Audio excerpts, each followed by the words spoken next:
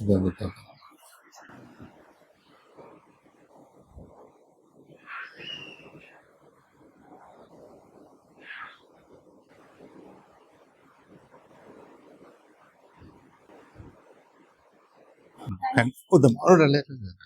Congratulations అమ్మా, congratulation. రా, అందరికి నమస్కారం అండి. ఇవాళ ప్రోగ్రెసివ్ యూత్ ఫోర్స్ అనే ఆర్గనైజేషన్ తరఫున కమ్మెల శ్రీకాంత్ గారు, అలాగే శ్రీహరి గారు, శ్రీరామ్ గారు, పవన్ గారు, తాడికొండ మురళీకృష్ణ గారు, ఇంకా కొల్లూరు మండలానికి సంబంధించినటువంటి అనేక మంది పెద్దలు, వర్కింగ్ ప్రొఫెషనల్స్, వీళ్ళందరూ కూడా ఒక టీమ్గా ఫామ్ అయ్యి మన కొల్లూరు మండలం, వేమూరు నియోజకవర్గం లేదా వేమూరు మండలం చుట్టుపక్కల గ్రామాల్లో చదువుకునే విద్యార్థులకి వాళ్ళ అవసరాలను బట్టి అండదండలు ఇవ్వాలని చెప్పేసి గత కొన్ని సంవత్సరాలుగా యాక్టివ్గా పనిచేస్తున్నారు. ముందుగా వారందరికీ కూడా ధన్యవాదాలు చెప్పాలి మన తరఫున. ఆ క్రమంలోనే ఇవాళ కొల్లూరు గ్రామానికి చెందినటువంటి పెద్దలు శ్రీ తోట శ్రీనివాసరావు గారి దంపతుల ప్రథమ పుత్రిక లహరి ఆమె సొంత ఇంట్రెస్ట్ తోటి ఏరోస్పేస్ ఇంజనీర్ కావాలని చెప్పేసి అందరు స్టూడెంట్స్ లాగా కాకుండా విభిన్నంగా నేను కొద్దిగా ఛాలెంజింగ్గా ఒక మంచి కోర్సులో చేరతాను, ప్రాస్పెక్టివ్ కోర్సులో చేరతాను, రాబోయే కాలంలో ఏరోస్పేస్ ఇండస్ట్రీని, స్పేస్ ఇండస్ట్రీని మన ప్రభుత్వం వారు కూడా ప్రైవేటైజ్ చేసి ఎక్స్పాండ్ చేస్తున్నారు కాబట్టి నేను దాంట్లో ముందుండాలని చెప్పేసి ధైర్యంగా ఆమె ఏరోస్పేస్ ఇంజనీరింగ్ చేయాలని చెప్పేసి ఏరోస్పేస్ ఇంజనీరింగ్ స్టూడెంట్గా జాయిన్ అవుతున్న శుభ సందర్భంలో ప్రోగ్రెసివ్ యూత్ ఫోర్స్ వాళ్ళు ఆమెకి ఒకటి మెచ్చుకుంటూ స్కాలర్షిప్గా, మరి ఆమె కొత్త కోర్సులో జాయిన్ అవుతుంది కాబట్టి కాలేజీకి ఫస్ట్ టైం వెళ్ళాలి కాబట్టి ఆమె ఖర్చుల నిమిత్తం అని చెప్పేసి ఒక గిఫ్ట్గా ఒక స్కాలర్షిప్గా 45,000 రూపాయలు కూడా ఇవ్వడం జరిగింది. దానికి కూడా ప్రోగ్రెసివ్ యూత్ ఫోర్స్ వాళ్ళకి ప్రత్యేకంగా మన అందరి తరఫున, కొల్లూరు గ్రామం తరఫున, అలాగే ఇక్కడ పనిచేస్తున్నటువంటి జన సైనికుల తరఫున ప్రత్యేకంగా అభినందనలు, ధన్యవాదాలు తెలియజేస్తున్నాం. అయితే లహరితో ఇందాక మాట్లాడుతున్నప్పుడు ఆమెను అడిగాను, నేను కూడా ఏరోస్పేస్లో పనిచేశాను, స్పేస్ సైంటిస్ట్గా పనిచేశాను కాబట్టి నీకెవరైనా చెప్పారమ్మా లేదంటే నీ ఇంట్రెస్ట్ అని అడిగాను. ఆమె ఏముందంటే, మిగతా ఇంజనీరింగ్ బ్రాంచెస్లో ఎనఫ్ మ్యాన్ పవర్ ఉందండి, అన్ని ఇంజనీరింగ్ బ్రాంచెస్లో ఎనఫ్ నెంబర్ ఆఫ్ స్టూడెంట్స్ ఉన్నారు, ఏరోస్పేస్ ఇండస్ట్రీని ఎక్స్పాండ్ చేయాలని మన ప్రభుత్వం అనుకున్నప్పుడు ఏరోస్పేస్ ఇండస్ట్రీకి కావాల్సిన ప్రత్యేకమైన స్కిల్స్ కూడా ఉన్నవాళ్ళు కావాలి కదా. పైగా నేను చిన్నప్పటి నుంచి నాకు విమానాలన్నా, హెలికాప్టర్స్ ఉన్నా, రాకెట్స్ ఉన్నా ప్రత్యేకమైనటువంటి ఇంట్రెస్ట్ ఉంది కాబట్టి నేను ఏరోస్పేస్ ఇంజనీర్ని కావాలని కోరుకుని నేను లక్కిరెడ్డి బాలరెడ్డి కాలేజీలో చేరాను అన్నాను. I was very impressed. చాలామంది స్టూడెంట్స్ ఏమంటారంటే, మా ఫ్రెండ్ చేరాడు కాబట్టి నేను చేరాను అంటారు, లేదంటే మా నాన్న వాళ్ళు చెప్పారు కాబట్టి నేను చేరాను అంటారు, లేదు మా అన్నయ్య ఏదో ఉద్యోగం చేస్తున్నాడు కాబట్టి నేను ఆ కోర్సులో చేరాను అంటారు. అలా ఉండకూడదు. Every student should have his own opinion. తన ఇంట్రెస్ట్ కొద్దీ చేస్తే ఇంకా బాగా సక్సెస్ఫుల్గా ఉంటుంది అనేది మనం మొదటి నుంచి అనుకుంటున్నాం. మొదటి నుంచి సైకాలజిస్టులు అదే చెప్తారు, ఎడ్యుకేటర్స్ అదే చెప్తారు, ప్రొఫెసర్స్ అదే చెప్తారు. అలాంటి వాళ్ళలో చాలా రేర్గా మిస్ లహరి ధైర్యంగా, నేను వాళ్ళ నాన్నగారిని కూడా అడిగాను, మీరేమన్నా ఇన్ఫ్లుయెన్స్ చేశారండి, ఎవరైనా చెప్పారా అని. కాదండి, మేము ఎవరని చెప్పలేదు, ఆమెకు చిన్నప్పటి నుంచి కూడా ఈ ఏరోస్పేస్ మ్యాటర్స్ మీద, స్పేస్ మీద, రాకెట్స్ మీద, శాటిలైట్ కమ్యూనికేషన్స్ మీద ఆమెకు ఇంట్రెస్ట్ ఉంది కాబట్టి ఎత్తుక్కుని మరి మనకు దగ్గరలో మన రాష్ట్రంలో ఏరోస్పేస్ ఇంజనీరింగ్ ఎక్కడుందో చాలా రీసెర్చ్ చేసుకుని లక్కిరెడ్డి బాలరెడ్డి కాలేజీలో ఉందని తెలుసుకుని మైలవరం వెళ్ళడానికి సిద్ధపడింది. కాబట్టి మనందరి తరఫున we wish her all the best. ఆమె ధైర్యంగా చదువుకోవాలని, మంచి ఏరోస్పేస్ ఇంజనీర్ కావాలని, డాక్టర్ అబ్దుల్ కలాం గారి లాగా ఆయన స్ఫూర్తితోటి మన ఏరోస్పేస్ ఇండస్ట్రీని నెక్స్ట్ మెట్టుకి ఎక్కించడంలో ఈ యూత్ అంతా కూడా ఒక పవర్ఫుల్ ఫోర్స్గా పనిచేయగలిగిన శుభదినాలు రావాలని చెప్పేసి మనస్ఫూర్తిగా కోరుకుంటూ మరొకసారి లహరికి మరి అభినందనలు, వాళ్ళ పేరెంట్స్ ఇద్దరికి కూడా అభినందనలు, శుభాకాంక్షలు. అలాగే ఈ కార్యక్రమంలో పార్టిసిపేట్ చేసిన భాగస్వాములైనటువంటి ప్రతి ఒక్కరికి ధన్యవాదాలు తెలుపుకుంటూ, వాళ్ళు ఇలాంటి కార్యక్రమాలు చాలా చేయాలని ప్లాన్ చేసుకున్నారు.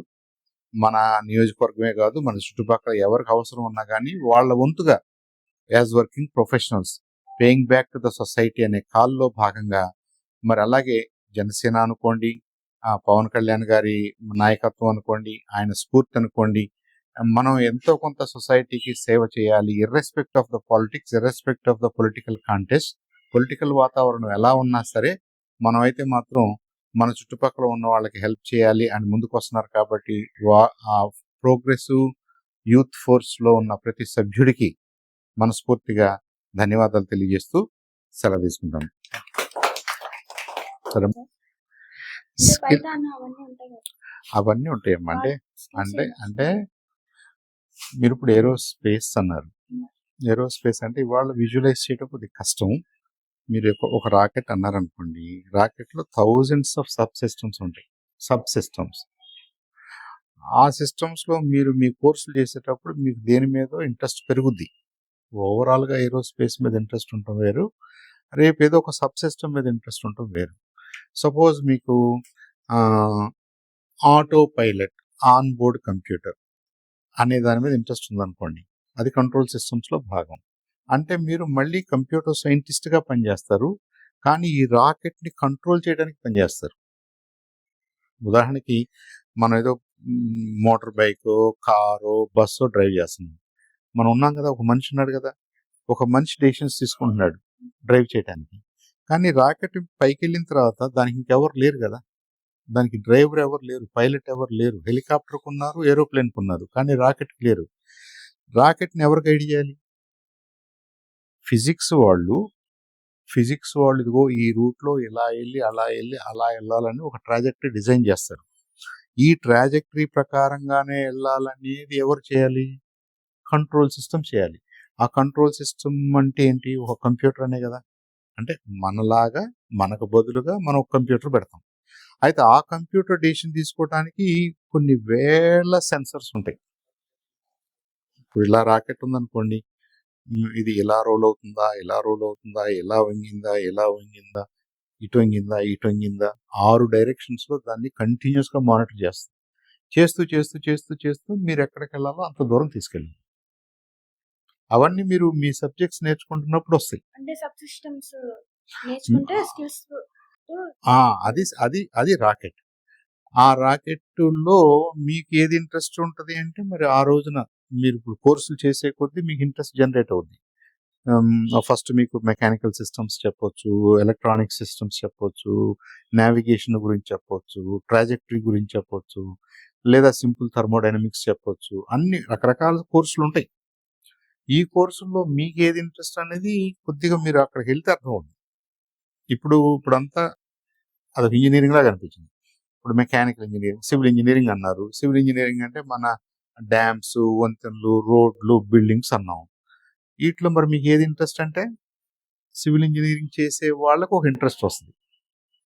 నేను పోలవరం లాంటి ప్రాజెక్ట్స్ లో పనిచేయాలని ఒక ఆయన అనుకుంటాడు, ఒక ఆయన రోడ్స్ లో పనిచేయాలనుకుంటాడు, ఒక ఆయన వంతెనలు కట్టడంలో స్పెషలిస్ట్, ఒక ఆయన హై రైజ్ బిల్డింగ్ కట్టడంలో స్పెషలిస్ట్. అలాగే ఏరోస్పేస్ లో కూడా you will have lot of opportunity. Thousands of sub systems ఉంటాయి. థౌజండ్స్ ఆఫ్ పీపుల్ కలిసి చేస్తేనే ఒక రాకెట్ అవుతుంది, దాన్ని లాంచ్ చేస్తారు. ఒక్కళ్ళు చేసేది కాదు. ఇది ఏరోస్పేస్ స్పెసిఫిక్. అలా కాకుండా మనం ఎంత చేసినా, ఎంత చదువుకున్నా వీళ్ళందరితో ఇంటరాక్ట్ అవ్వాలి కదా. మన చుట్టూ ఉన్న వాళ్ళతోటి, వీళ్ళందరూ ఏరోస్పేస్ ఇంజనీర్స్ అనుకుందాం, మరి వీళ్ళతో మాట్లాడాలి కదా. కాబట్టి first and foremost A skill కావాలి? మాట్లాడే స్కిల్ కావాలి, అంతే కదా. మీ నాన్నగారు మాస్టర్ మైండ్స్ లో చేశారు, అక్కడ అందరూ సిఏలు తయారవుతున్నారు. సిఏ అనేది తర్వాత వస్తుంది, కానీ ముందు వాళ్ళకి ఏం కావాలి? మాట్లాడటం కావాలి, కమ్యూనికేట్ చేయటం కావాలి, మనుషులు ఇంకా చూడటం కావాలి, మనుషులతో ఇంటరాక్ట్ అవ్వటం కావాలి. అది మీరు తెలుగులో మాట్లాడినా, ఇంగ్లీష్లో మాట్లాడినా, మీ ఇష్టం వచ్చిన భాషలో మాట్లాడుకోండి, బట్ ఆ స్కిల్ అయితే కావాలి కదా. వాటిని లైఫ్ స్కిల్స్ అంటారు. Irrespective of your hard skill. Me hard skill ఏంటి? ఏరోస్పేస్ ఇంజనీరింగ్, అది హార్డ్, పుస్తకాల్లో ఉంటుంది. కానీ మీకు సాఫ్ట్ స్కిల్ అంటే ఏంటంటే మీ సొసైటీ, మీ చుట్టూ ఉన్న సొసైటీతో ఇంటరాక్ట్ అవటం. మీ చుట్టూ ఉన్న సొసైటీతో ఇంటరాక్ట్ అవటం అనేది ఇప్పుడు మనందరికి అవసరమే. ఇప్పుడు నేనేం చేసినా నాకు అది అవసరం, ఈయన ఏం చేసినా ఈయన శ్రీరామ్ గారికి అవసరం, అలాగే ఇంకొక ఆయన కావాలి కదా. సో మీరు డే 1 నుంచి, అంటే ఇప్పుడు ఆల్రెడీ ఉంది లేదని కాదు, మీరు ఇంకేం చేస్తారు, దాన్ని ఇంకొద్దిగా సాధన చేస్తారు. నేను నేను నేను ప్రొఫెషనల్గా మాట్లాడటం అంటే ఏంటి, నేను మా ప్రొఫెసర్స్తో మాట్లాడటం అంటే ఏంటి, మా ల్యాబ్లో మాట్లాడటం అంటే ఏంటి, మా కొలీగ్స్తో మాట్లాడటం అంటే అదర్ స్టూడెంట్స్తో. అలాగే రేపు మీకు ఎవరైనా ఇలాగే టీవీ వాళ్ళు ఎవరన్నా వచ్చి మీతో మాట్లాడతారు, అమ్మ పలానా రాకెట్ పైకి వెళ్ళిందంట, దాని మీద మీ అభిప్రాయం ఏంటంటారు, ఏం జరిగిందంటారు, ఎలా వెళ్ళిందంటారు, మాట్లాడాలి కదా. అలా మాట్లాడాలంటే జనరల్ కమ్యూనికేషన్ స్కిల్స్తో పాటుగా సబ్జెక్ట్ స్పెసిఫిక్ స్కిల్స్ కూడా మీరు మాట్లాడాలి కదా. ఈ రెండు మాట్లాడాలి. అదే గుడ్ థింగ్ ఏంటంటే నేను వచ్చిన దగ్గర నుంచి not knowing who I am, మీరు చక్కగా ఇంటరాక్ట్ అవుతున్నారు ఆల్రెడీ కదా. మనం ఇంటికి వచ్చిన దగ్గర నుంచి, లోపలికి వచ్చిన దగ్గర నుంచి, నేను అమ్మా ఏం చదువు ఏంటి ఎలా అన్నావు అన్న ఏదో క్వశ్చన్ ఇస్తాను కదా నేను, అప్పటి నుంచి you are able to interact with me. నేనెవరో కొత్త అనే భావన నీకు లేదు. నేను కొత్త కదా, నువ్వు మాట్లాడకూడదు కదా అంత ధైర్యంగా అని అనుకుంటారు అందరూ. అంటే జనరల్గా మనం స్టూడెంట్స్లో ఈ ఇన్హిబిషన్స్ ఉన్నాయని ఏదైతే అనుకుంటున్నామో, ఆ ఇన్హిబిషన్ కూడా నీ దగ్గర లేదు. అంటే you have already surpass that step. మంచిది. అలాగే ఇప్పుడు మాతో ఎలా మాట్లాడుతున్నావో మీ ప్రొఫెసర్స్తో కూడా అలా మాట్లాడాలి. మీకు ఎవరైనా విజిటింగ్ స్కాలర్స్ వస్తే వాళ్ళతో మాట్లాడాలి, మీకు ఎవరైనా ఇండస్ట్రీ స్పెషలిస్టులు వస్తే వాళ్ళతో మాట్లాడాలి.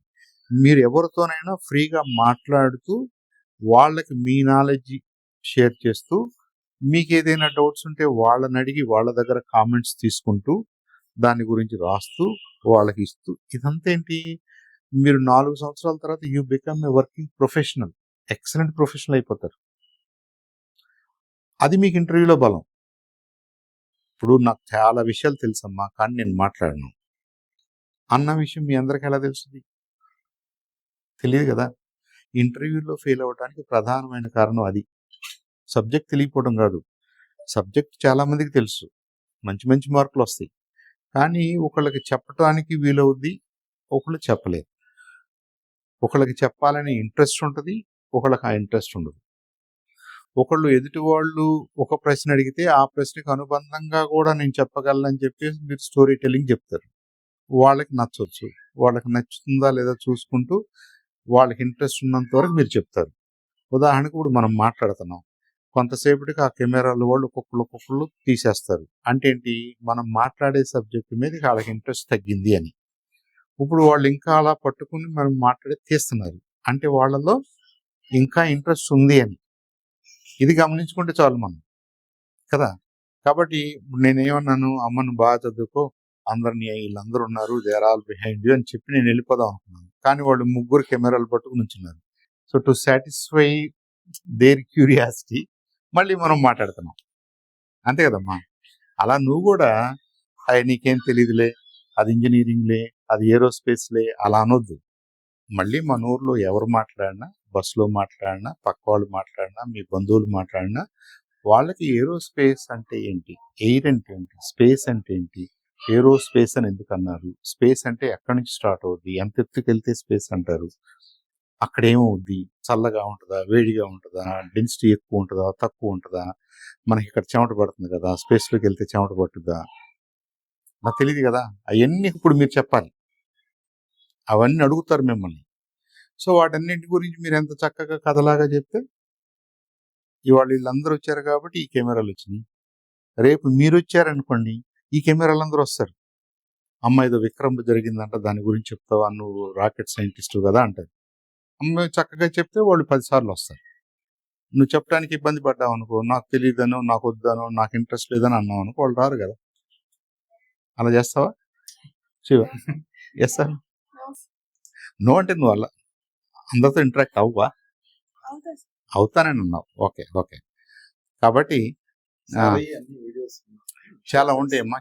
చందు ఈడియోస్ఫియర్ అని చెప్పేసి ఇలాంటివే నాన్ పొలిటికల్ అనేది అది ఒక చిన్న పార్ట్. అది మనకి, మీకు కూడా ఇంట్రెస్ట్ ఉండొచ్చు, పొలిటికల్ ఇంట్రెస్ట్ ఉండొచ్చు, మీ ఇష్టం వచ్చిన ఇంట్రెస్ట్ ప్రకారంగా మీరు పని చేయొచ్చు, పని చేయకపోవచ్చు, అది వేరే విషయం. మనం ప్రొఫెషనల్గా వీఆర్ యూనివర్సల్. మనకు తెలిసిన ఫిజిక్స్ యూనివర్సల్, మనకు తెలిసిన కెమిస్ట్రీ యూనివర్సల్, మనకు తెలిసిన aero sciences universal, rockets universal, space universal. దాంట్లో ఈ పార్టీ ఆ పార్టీ ఆడ మగ ఏం లేదు కదా, అది యూనివర్సల్. దాంట్లో మనం నేర్చుకోవాల్సిందే, మాట్లాడాల్సిందే. Political commentary, political interest, political affiliations అనేది second level. It's a different thing. That's a sociological thing, అది పొలిటికల్ థింగ్. ఓకే, అది మీకు ఇంట్రెస్ట్ ఉన్నా లేకపోయినా don't worry too much about it for now. కానీ మీరు అబ్జర్వ్ చేస్తూ ఉంటేనే మీకు ఇండస్ట్రీ ఎటు వెళ్తుందో, మీకు ఎలా ఆపర్చునిటీస్ వస్తాయో, మీ తర్వాత మీ తమ్ముడు లాంటి వాళ్ళకి ఎలా ఆపర్చునిటీస్ వస్తాయో అర్థమవుద్ది. ఏ గవర్నమెంట్స్లో ఆపర్చునిటీస్ వస్తాయి, ఎవరు ఏం చేస్తున్నారు, అది అర్థమవుద్ది. ఇంకేమైనా చెప్పాలా నువ్వు? ముందు చేయాల్సింది అదే. నేనంది అప్పుడు ఆమెకి ఆ సబ్జెక్ట్ మీద ఇంట్రెస్ట్ లేదనుకోండి, అంత ఓపెన్ గా మాట్లాడలేదు. మనం వచ్చినప్పటి నుంచి నేను ఫస్ట్ ఏమన్నాను, నీకెవరు చెప్పారమ్మా అన్న, నేనేనన్ను. అది జస్టిఫై చేసుకోవడం కోసం అప్పటి నుంచి మాట్లాడుతుంది. సరేనా? ఒక్కడికి ఇట్టండి, మీరు ఇట్టండి. కంగ్రాచులేషన్స్ అమ్మా. మళ్ళీ ఆమెకు చక్కగా సైంటిస్ట్ గా జాబ్ వచ్చిన రోజున మేము అందరం వస్తాం. అప్పుడు మీరు మాకు భోజనాలు పెట్టి చక్కగా అమ్మా, అది 4 ఏళ్ళు పట్టుకోండి. అవును, చేస్తా.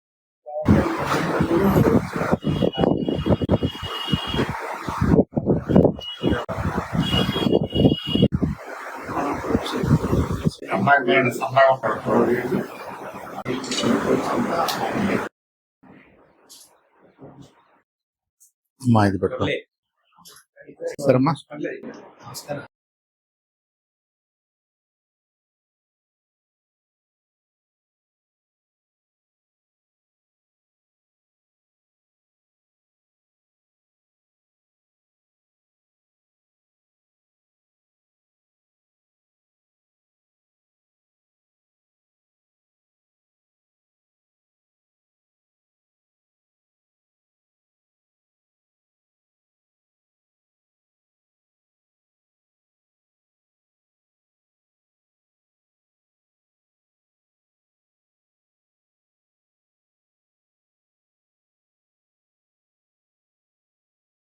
నాకు ఇట్లా గైడెన్స్ ఎట్లా ఇవ్వాలా ఏంటనేది నాకు అసలు ఏంటో అనుకున్నాను నేను, నిజం చెప్పాలంటే.